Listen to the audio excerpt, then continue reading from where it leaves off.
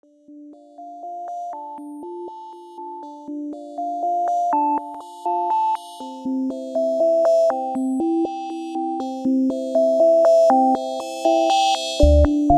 in Bike London, we are covering a cycle race in and around London. We're responsible providing camera pictures from 4 motorbikes that follow their cyclists through the race, 1 helicopter with a camera in it. All these signals transmit up to a plane that's circling in the air and transmitting them back to the main outside broadcasting compound near Buckingham Palace. There are very few static cameras other than those at the start and the finish area. Everything is then reliant on our bikes and our helicopter for coverage.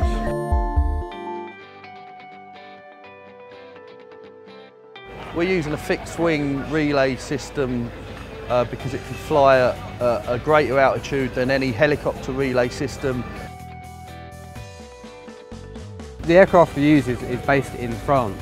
So it's easier for us, especially being based in Dartford, to travel to France to rig the aircraft, and then the endurance of the aircraft allows it to take off in France, travel to London, stay on task for up to like 8 hours and then get back to France and land there locally. So this is one of the steerable antennas on the outside of the aircraft.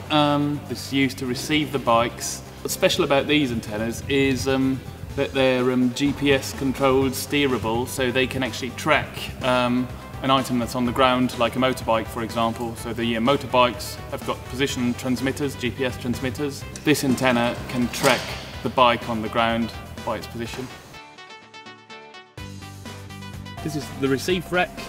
We're receiving all the signals coming up from the motorbikes and the helicopter.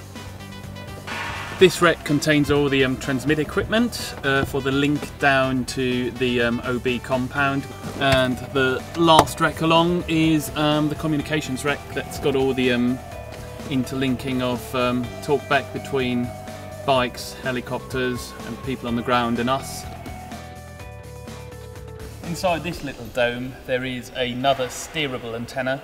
This is the downlink that transmits all the signals we receive on the plane down to the OB truck, and it's on this extending arm on the belly of the aircraft.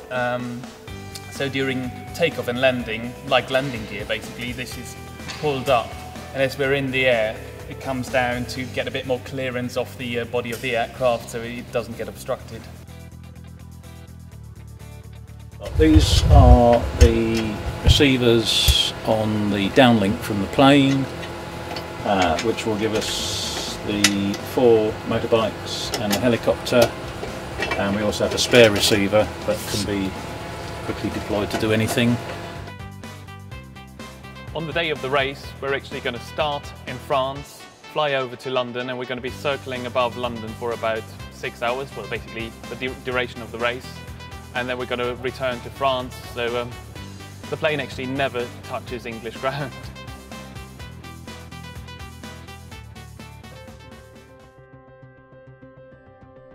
Inside the aircraft we have our heli frame with our outgoing transmitter, a power amplifier and power supplies all onto there. We have our comms unit on the back. This is our special nose mount, which is basically firing our signals up to the airplane, which will be overhead over London, and where the plane receives all the bike assets and our helicopter pictures. So this is purely for going up to the aircraft. Now, one of the clever things with the aircraft and the airplane is we actually send GPS telemetry data. So there is a tiny GPS receive antenna inside the aircraft, and that gives our global position to the plane to say exactly where the helicopter is.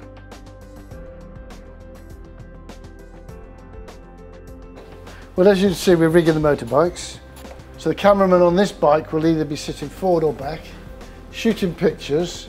The sound and the vision from the pictures will end up in the transmitter.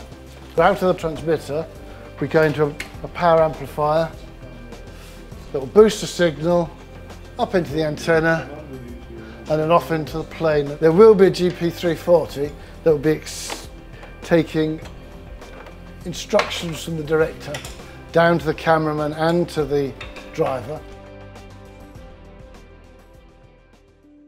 Cover marathon and cycling type jobs with various different methods of transmitting from bikes and helicopters. Courses of this magnitude need uplinks and retransmissions from a higher platform, if you like. Been very good results. The Leith Hill section is very tree lined. Some of the runs there are like tunnels with the trees touching at the top. But running deep time interleaving, which is a modulation technique, allows us to get very good results.